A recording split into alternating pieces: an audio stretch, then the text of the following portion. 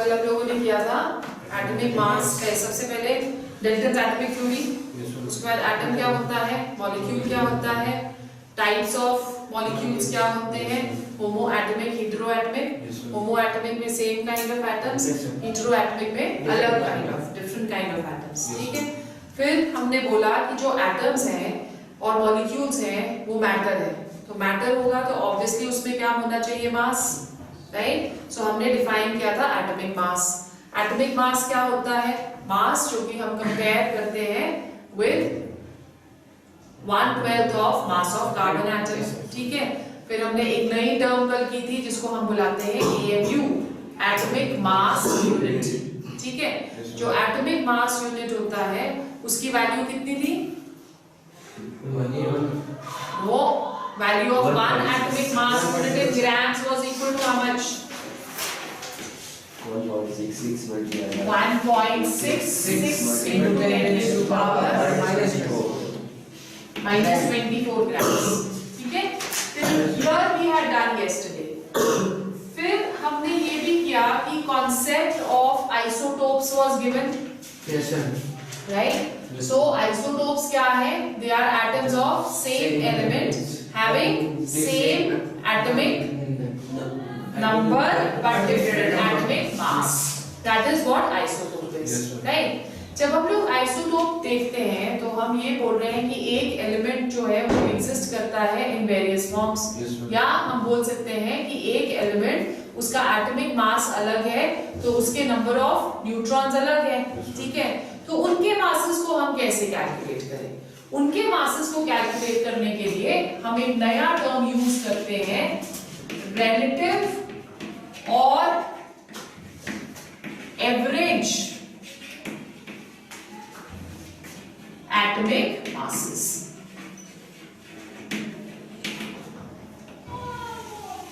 Right, they are known as relative or average atomic masses. Average atomic masses हम calculate करते हैं on the basis of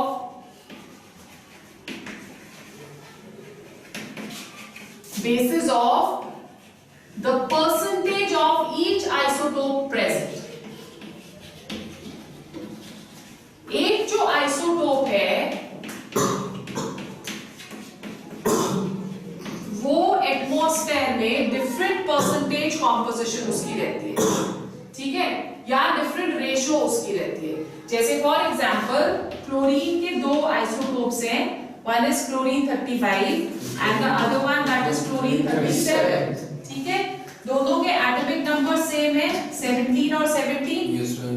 right, so chlorine 35 जो है वो और क्लोरीन 37, इन दोनों का रेशियो एटमॉस्फेयर में 3:1 है।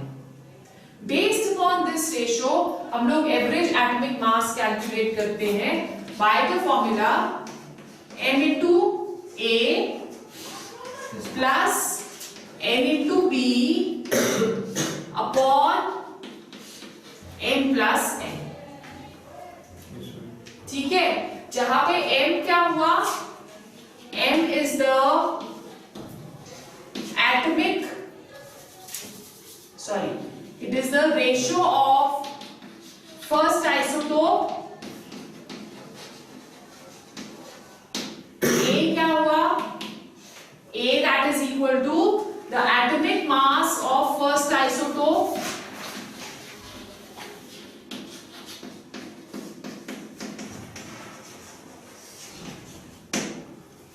ठीक है, फिर उसके बाद n क्या हुआ, it is ratio of second isotope.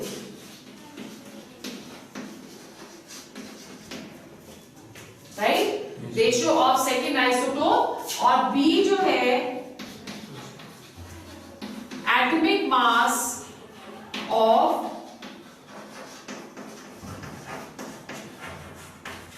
Second isotope. Clear हो गया? अब on the basis of this हम लोग एवरेज एटॉमिक मास क्लोरीन का निकालते हैं। क्लोरीन की फर्स्ट की रेशियो हमें कितनी दी है, 3 दी है ना, और into its atomic mass which is equal to 35, so 3 into 35 plus second atomic की हमें रेशियो कितनी दी है 1, सो 1 into 37 divided by 3 plus 1, right. So जब हम इसे कैलकुलेट करते हैं तो average atomic mass comes to 35.5. Therefore, the atomic mass of chlorine is neither taken as 35, neither taken as 37, but it is taken as 35.5 units. Clear हो गया? What is the average atomic mass and how do we calculate the average atomic mass? ठीक है? फिर उसके बाद हमारे पास आता है what do we understand by gram atomic mass? What do we understand by gram atomic mass?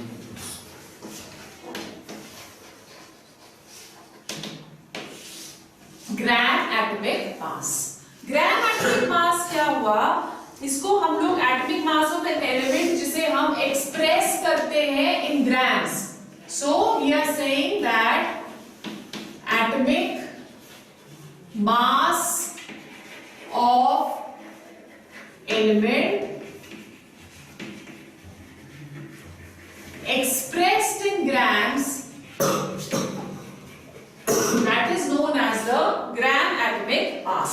जैसे फॉर एग्जाम्पल हम लोग बोलते हैं कि ऑक्सीजन का जो मास है that is 16 AMU, 16 atomic mass unit। अगर हम इसको ग्राम्स में करें तो ये क्या हो जाएगा, इसका ग्राम एटॉमिक मास। ठीक है, उसी तरह से हाइड्रोजन का हम बोलते हैं मास इज 1.008 AMU, और अगर हम इसे ग्राम्स में करें so then that will become equal to gram atomic mass. Have you understood? Yes ma'am.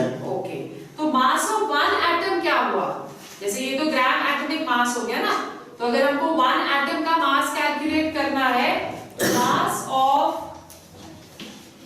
One atom that is known as the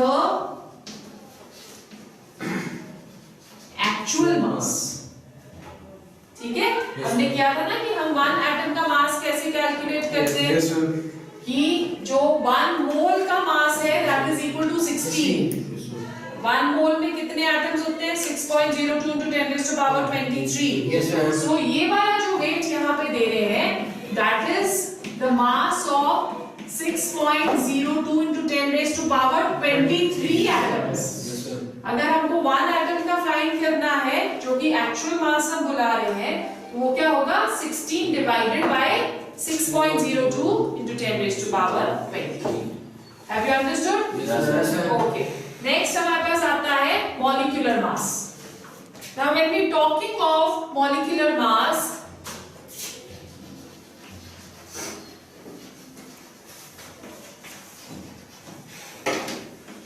तो मॉलिक्यूलर मास क्या होता है, it is the sum total of masses of all the atoms present in a molecule। ठीक है, सो हम बोलते हैं कि it is the sum total of masses of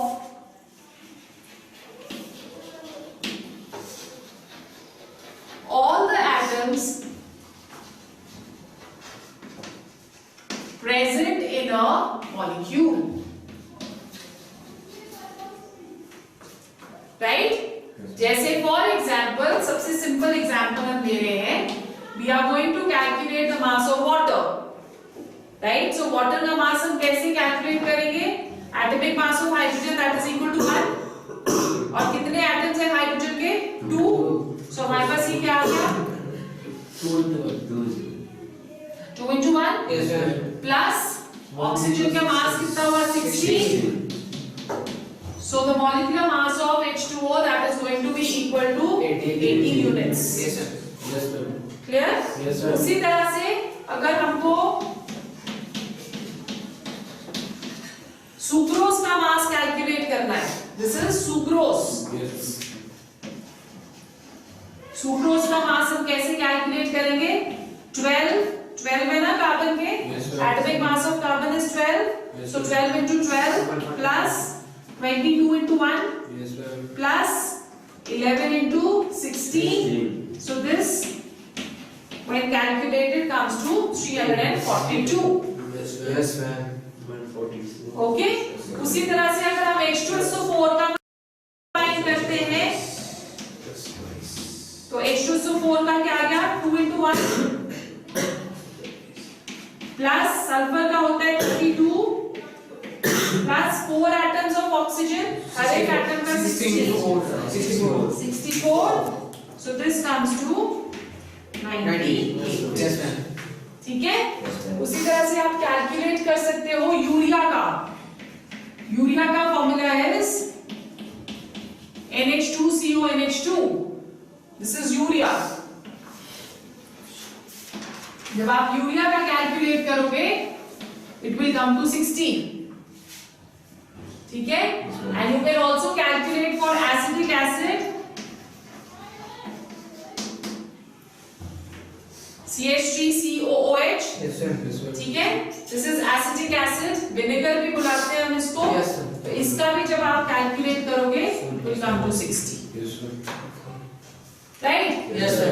अब जैसे हमने ग्राम एटॉमिक मास बोला उसी तरह से हमारे पास ग्राम मॉलिक्यूलर मास भी होता है ग्राम मॉलिक्यूलर मास क्या हुआ when this mass is taken in grams ये हम यूनिट्स में ले रहे हैं ना सारे मास 18 यूनिट्स तो अगर हम इसको 18 ग्राम्स ले लेंगे that will be the weight of 1 mole of water और एक मॉलिक्यूल का अगर हमको फाइंड करना है तो कैसे करेंगे 18 divided by 6.02 into 10 raised to power 23 that will give us the mass of one molecule of water Yes, sir. right so we've understood now atomic mass क्या होता है molecular mass क्या होता है अब sometimes what happens is कि एक और वर्ड यूज करते हैं जिसे हम बुलाते हैं फॉर्मूला मास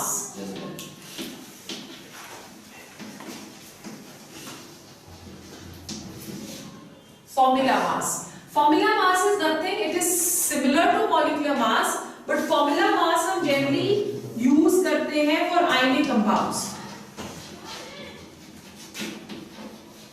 जिसमें ions present रहते हैं जैसे for example अगर हम NaCl ले लेते हैं तो NaCl का molecular mass हम calculate करेंगे तो सोडियम का होता है 23 और क्लोरीन का होता है 35.5 so इसका हो गया 58.5 so this is instead of molecular mass this is known as formula mass बस that is the only difference ठीक है Yes, sir. then we come to a very very important topic which is known as the mole concept then let's go on to mole concept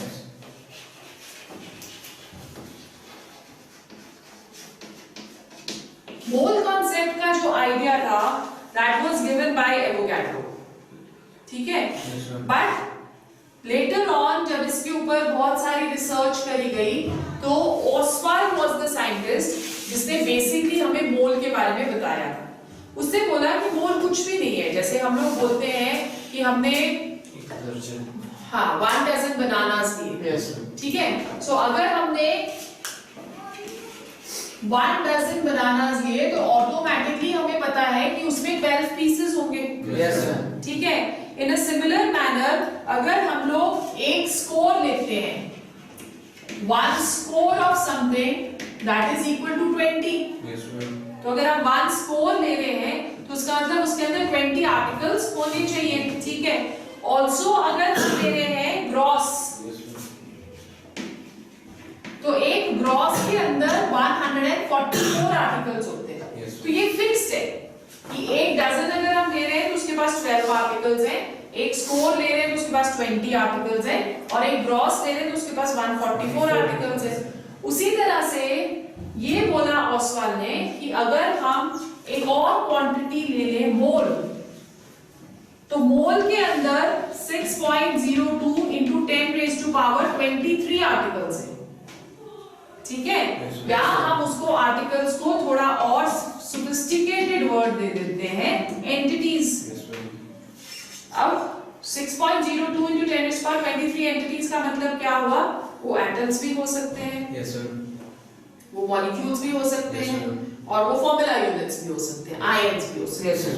ठीक है, so we are saying that if we are taking 1 mole of say sodium, metal ले लिया आपने सिर्फ, तो 1 mole of sodium के पास 6.02 into 10 raised to power 23 atoms of sodium है। क्यों एटम्स? क्योंकि सोडियम एग्जिस्ट करता है in the form of atoms. Yes, sir. Yes, sir. ठीक है, Yes, sir. उसी तरह से अगर हम 1 मोल ऑफ हाइड्रोजन ले लेते हैं, तो 1 मोल ऑफ हाइड्रोजन के पास 6.02 into 10 raised to power 23 molecules. Atoms नहीं होंगे, Yes, अब मॉलिक्यूल्स होंगे। क्यों मॉलिक्यूल्स? बिकॉज हाइड्रोजन मॉलिक्यूल की तरह एग्जिस्ट कर रहा है। अगर इसमें हमको नंबर ऑफ एटम्स कैलकुलेट करने हैं तो हमें इसे इसकी एटमिसिटी के साथ मल्टीप्लाई करना पड़ेगा। Yes. एक हाइड्रोजन के अंदर 2 एटम्स हैं, Yes, sir. 2 एटम्स का मतलब उसकी एटमिसिटी 2 हो गई। Yes, sir. तो अगर हमें इसमें नंबर ऑफ एटम्स फाइंड करने हैं,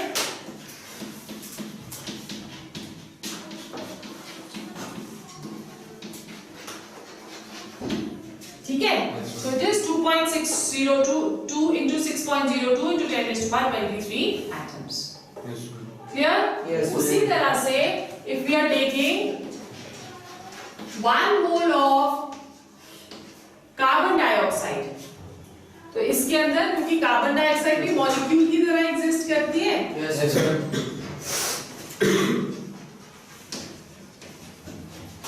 it will have 6.02 into 10 raised to power 23 molecules. Yes, sir.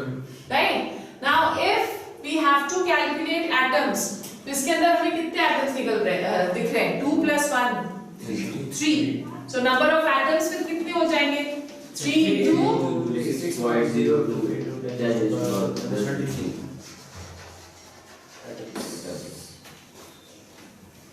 ठीक है जी? Yes, ma'am. ओके, अब अगर हमने लिया 1 mole of oleum is H2S2O7, तो इसमें नंबर ऑफ मॉलिक्यूल्स हो गए 6.02 into 10 raised to power 23 molecules, Yes, sir. right? तो atoms कितने हुए? 7, 8, 9, 10, 11. Yes, sir. So we have atoms 11 into 6.02. Go to 10 raised to power 23 atoms. Yes, ठीक sir. है? Is it clear? Yes, ma'am. So this is what 1 mole is. Yes, sir. फिर उसके बाद जब और स्टडीज करने लगे तो और एक और चीज बता दी गई कि 1 mole that is equivalent to atomic mass of an atom. कोई भी जो एक एलिमेंट है वो एटॉमिक फॉर्म में एग्जिस्ट कर रहा है, तो 1 मोल का जो वेट होगा that is going to be the atomic mass of an atom. Yes. यहां से वापस शुरू करते हैं हम सोडियम से। Yes, sir. 1 mole of sodium का जो वेट होगा 11 grams of sodium equals to 6 grams. 1 mole of sodium का वेट हो गया 11 ग्राम्स। Yes, sir. ठीक है, सो 1 मोल में कितने सोडियम के एटम्स हैं? 6.02 into 10 raised to power 23। तो इसका वेट हो गया 11 ग्राम्स। Yes, sir. अब अभी अगर 1 का फाइंड करना है, Divided by 11 divided by 6.0. Grams, Yes, sir. सो ये 1 एटम का वेट हो जाता है। ठीक है, फिर नेक्स्ट चलो आपने लिया है 1 मोल ऑफ हाइड्रोजन।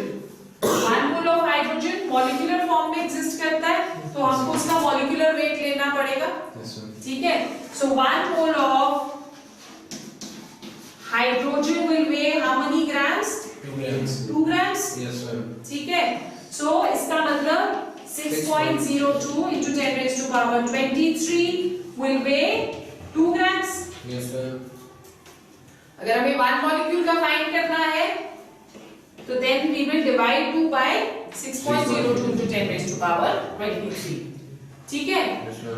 अब 1 मोल हमने यहाँ पे भी 1 मोल ले रहे हैं, यहाँ पे सारी जगह हम 1 मोल ले रहे हैं। Yes, sir. है ना? बेसिकली नंबर ऑफ मोल्स एक किसी भी एलिमेंट के या मॉलिक्यूल के या कंपाउंड के कैसे कैलकुलेट करते हैं वो फॉर्मूला देखते हैं, right? So let's calculate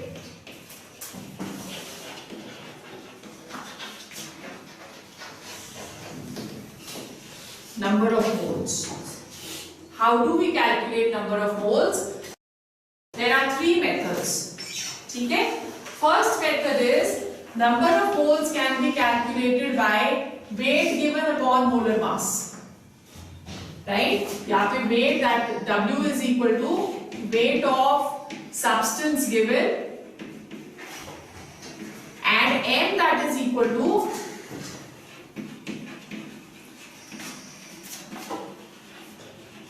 molecular mass of the substance. ठीक है?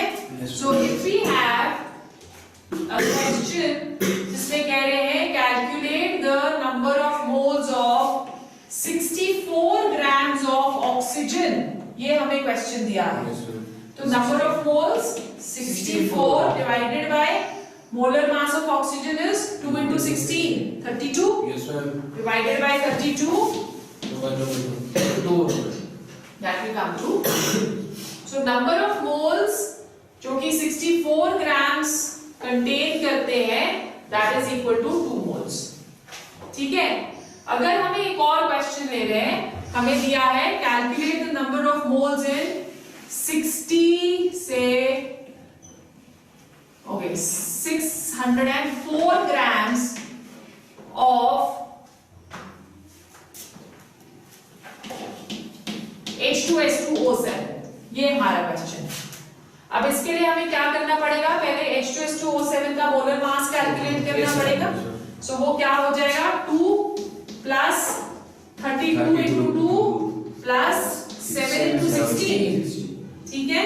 सो 2 प्लस 64 आ गया 66 प्लस 7 into 16 कितना हुआ? 82. राइट? सो ये आ जाता है 8 और 8 and 6 is 14, 148. So let's calculate the number of moles now. That will be equal to 604 upon 148. So इस तरह से आप इसके number of moles calculate कर सकते हैं. ठीक है? This is the first method. The second method is कि अगर हमें number of particles दे रखे हैं, यहाँ पे तो हमें weight दिया हुआ है ना, अगर हमें number of particles दे रखे हैं तब हम number of moles कैसे calculate करेंगे?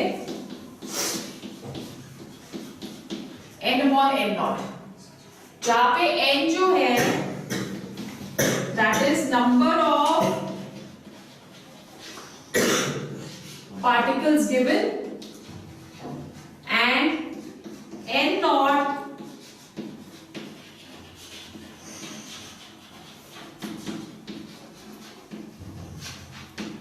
that is Avogadro's number. Yes, sir. ठीक है? Yes, sir. जैसे क्वेश्चन भी देख लेते हैं. Calculate the number of moles in 3.01 into 10 raised to power 23 molecules of carbon dioxide. ये हमें क्वेश्चन है. तो कैसे करेंगे हम? n is equal to number of particles given 3.01 into 10 raised to power 23 upon 6.02 into 10 raised to power 23. Yes, sir. Yes, sir. और ये cut गया 2 सा 1 is to 2, 0.5. 0.5 volts. Yes, sir. Yes, sir. ठीक है? आ रहा है समझ? Yes, sir. ये मल्टीप्लाई ये गलत क्या है? मतलब मैंने ये मल्टीप्लाई कर हाँ 7 into 16.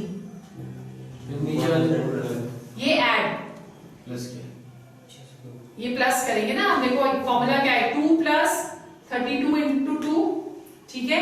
Plus 7 into 16. 32 into 2 हो गया 64. 64 प्लस 2 हो गया 66. 66 प्लस हाँ ये गलत क्या है? Is right. 7 6 42 होता है भाई. यस हाँ और 7 1 7 तो 112 हुआ ये. So then what is going to be the answer? 6 7 8 178.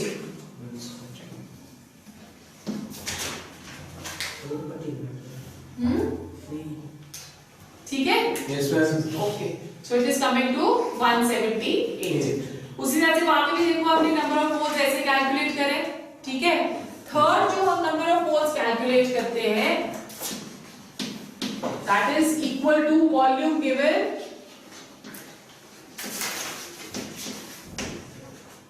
upon 22.4. This is the third method. अगर हमें वॉल्यूम दे रखा है तो number of moles will be equal to volume given upon 22.4. Let's say calculate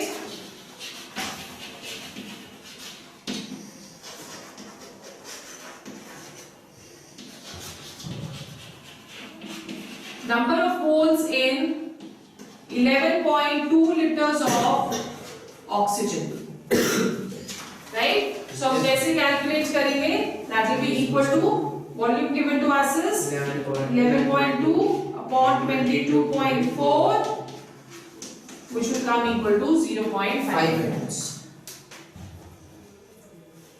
Right? Yes, ma'am. Have you understood till here? Yes, ma'am. चलो then let's do a few questions.